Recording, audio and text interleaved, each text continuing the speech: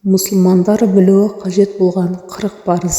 Иманда жетеу: Аллаға иман келтіру, періштелерге иман келтіру, қасиетті кітаптарға иман келтіру, пайғамбарларға иман келтіру, ақырет күніне иман келтіру, жақсылық пен жамандықты Алла тағаладан деп тағдырға иман келтіру, өлгеннен кейін қайта тірілуге иман келтіру.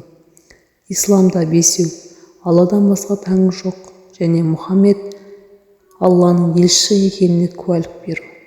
5 уақыт намаз оқу, зекет беру, ораза ұстау, қажылыққа бару. Намазда 12, 6-ы сыртында дәрет алу, денесі, киімі және намаз оқитын жері таза болу, әурет жері жабық болу, құбылаға қарау, уақыты кіру, ниет қылу.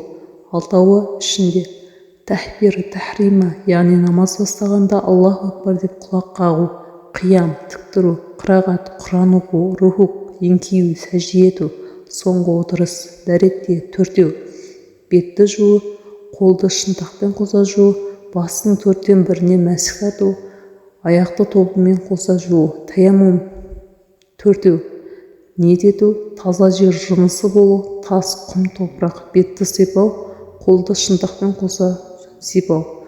Ғұсылда 3-еу: ауызды шаю, мұрынды шаю, ененің барлық жерін жуу. Жақсылыққа шақыру, жамандықтан қайтару, қайыздан тазалану, нифастан тазалану, білім алу.